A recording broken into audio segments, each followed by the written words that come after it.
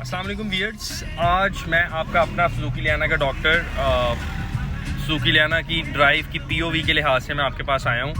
तो मैंने कहा क्यों ना आज मैं ड्राइव करते कुछ ऐसी स्पेसिफिकेशंस आपको बताऊँ जो लियाना में और दूसरी कार्स में, अच्छी कार्स में, लग्जूरियस कार्स में जो कि सिमिलर है, और जो आम एक गाड़ी है नॉर्मल बजट वाली उससे लियाना कैसे बेहतर है। तो व्यूअर्स, अगर आप बात करें गाड़ी की मतलब आप कह लें कि वर्थ, तो लियाना अपनी वर्थ नहीं बना सकी। अब उसके पीछे रीज़न मैकेनिक थे या मेरे जैसे या आप जैसे भाई थे जिन्होंने गाड़ी लिए बगैर ही गाड़ी को फेल करार दे दिया, जिस वजह से लियाना अपनी वर्थ नहीं बना सकी।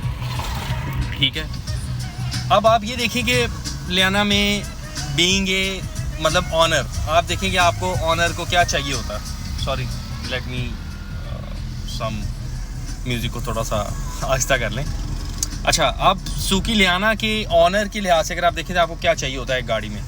एक गाड़ी में आपको सोफ़ा सीट्स चाहिए होती हैं। मेरे जैसे हाइटेड बंदे को आप देख सकते हैं कि मैं बिल्कुल कंफर्टेबल बैठा हूँ और मुझे किसी किस्म की कोई थकावट का चांस नहीं है और मैं बिल्कुल इजीली ड्राइव कर रहा हूँ और कोई ऐसा मसले वाली बात नहीं है। अब लियाना में मसला फ्यूल एवरेज का है, बिल्कुल है। फ्यूल एवरेज का मसला ये है कि कुछ लोग कहते हैं कि यार 6 की एवरेज है, कुछ कहते हैं 8 की एवरेज है, कुछ कहते हैं यार ये एसी के साथ बिल्कुल बैठ जाती है, या 10 की एवरेज है, या 5 है, या 6 है। लेकिन ऐसा बिल्कुल भी नहीं है। सुजुकी लियाना की एवरेज अगर आप अच्छे तरीके से मेंटेन करें, उसमें अच्छे प्लग्स डालें या उसको आप अच्छी सी ट्यूनिंग करवाएं, तो सुजुकी लियाना की एवरेज कम से कम आपको 10 से 11 ज़रूर मिलती है।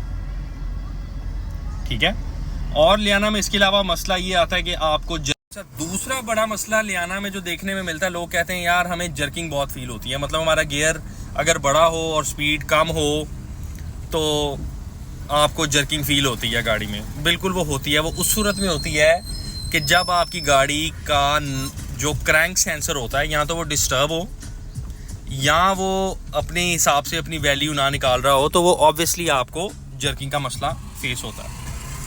अच्छा, अब तीसरा बड़ा मसला जो लोगों को ये आता है कि यार ये सस्पेंशन के काम बहुत निकालती है गाड़ी। अब सस्पेंशन का काम ऑब्वियसली जो गाड़ी चलेगी, वो चाहे करोला हो, होंडा सिटी हो या कोई भी हो, तो ऑब्वियसली वो काम तो निकालेगी, बिल्कुल निकालेगी गाड़ी, क्योंकि आखिर गाड़ी है, उसने चलना है, तो ऑब्वियसली उसने काम निकालने हैं। सॉरी, आप मेरी हालत को देख रहे होंगे जी, बिल्कुल मैं 1 घंटे से सिर्फ अपनी गाड़ी को टाइम दे रहा हूँ और इसको मैं ज़रा साफ़ सुथरा कर रहा था और ख़ुद को साफ़ सुथरा करना बिल्कुल भूल गया।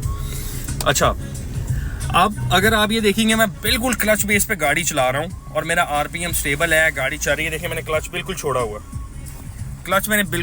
है और गाड़ी मेरी खुद ड्राइव हो रही है अल्हम्दुलिल्लाह, मुझे कोई मसला नहीं है। अगर मैं एसी भी चलाऊँगा तो मेरी गाड़ी मुझे डिस्टर्ब नहीं करेगी। क्योंकि मैंने गाड़ी को मेनटेन रखा हुआ है प्रॉपर तरीके से। अब आप लोगों ने मेनटेन कैसे रखना है? इंजन ऑयल टाइम पे, ट्यूनिंग इसकी हर 10,000 किलोमीटर के बाद, प्लग चेंज अगर समझे तो आप प्लीज़ 10,000 15,000 किलोमीटर चलाने के बाद आप इसके प्लग चेंज करवा दें, तो आपको इंशाल्लाह मसला नहीं आएगा। तीसरा बड़ा मसला आता है जी, ओवर हीटिंग हो रही है जी गाड़ी की। ओवर हीट होने का मतलब है कि गाड़ी जब आप एसी ऑन करें तो आपकी गाड़ी ओवर हीट हो जाती है। ठीक है, और ओवर हीट गाड़ी को नहीं होना चाहिए। ठीक है, जैसा कि मैं आपको अपनी टेम्परेचर गेज बताऊँ, अगर आप लोग देख सकते हो, ये देखें कंप्यूटर गेज मेरी अभी टेम्परेचर गेज अभी बिल्कुल हाफ में है और फ़ैन मेरा ख्याल एक आधी दफ़ा चल भी गया होगा। अगर मैं एसी भी चलाऊंगा तो मेरी गाड़ी हीटअप नहीं होगी। अच्छा, अब एसी के दौरान ओवर हीट गाड़ी को बचाने से मैंने क्या उसका हल निकाला है जनाब। मैंने एक फ़ैन को डायरेक्ट करवाने की बजाय, मेरा ऑटो स्विच बिल्कुल ठीक है फ़ैन का, मैंने जो कर रखा है, मैंने एक स्विच लगवा रखा है मैंने, और वो स्विच मैं जब एसी ऑन करता हूँ मैं वो स्विच ऑन कर देता हूँ। अनटिल अनलेस बाहर मौसम मतलब रात का है तो मैं पंखा ऑन नहीं करता समटाइम्स, लेकिन जब दिन का हो तो मोस्टली मैं पंखा जो है वो ऑन कर लेता हूँ। और उसका मुझे फ़ायदा ये होता है इंडिपेंडेंटली कि मेरी गाड़ी हीटअप से बच जाती है। ठीक है, एक चीज़ तो हो गई है। अब ये 3 मैंने आपको चीज़ें बताई हैं। अब 3 चीज़ों से हल करने के लिए, कि फ्यूल एवरेज से तो बचने के लिए आपको हल जो है वो ये है कि यार आप गाड़ी की ट्यूनिंग और पेट्रोल एवरेज को बेहतर करने के लिए ट्यूनिंग और आप प्लग श्लग का ख्याल रखें। दूसरा, ओवरहीट के लिए आप अपनी बटन लगवा लें एक्स्ट्रा, ठीक है, पंखे का। तीसरी चीज़ जो मैंने आपको बताई कि सस्पेंशन के काम है, तो ऑब्वियसली सर जो सस्पेंशन गाड़ी चलेगी वो काम निकालेगी। प्लीज़ सस्पेंशन की तरफ से परेशान ना हो। एक दफ़ा की अच्छे खरादिए को, अच्छे मैकेनिक को मिल के एक दफ़ा सारी सस्पेंशन क्लियर कराएं तो यकीन करें कि बिल्कुल भी मसला नहीं आता सस्पेंशन में। मैंने एक दफ़ा सस्पेंशन कराई है और अल्हम्दुलिल्लाह कि मैं बिल्कुल ईजी हूँ सस्पेंशन में, कोई मुझे मसले वाली बात नहीं आती उसमें, या मुझे कोई दिक्कत नहीं आती सस्पेंशन में। अगर आपको शायद गाड़ी की आवाज़ आ भी रही हो, और अगर मैं अपने गाड़ी का आपको पिकअप दिखा सकूं, ये देखिए, इट्स इन फर्स्ट गियर।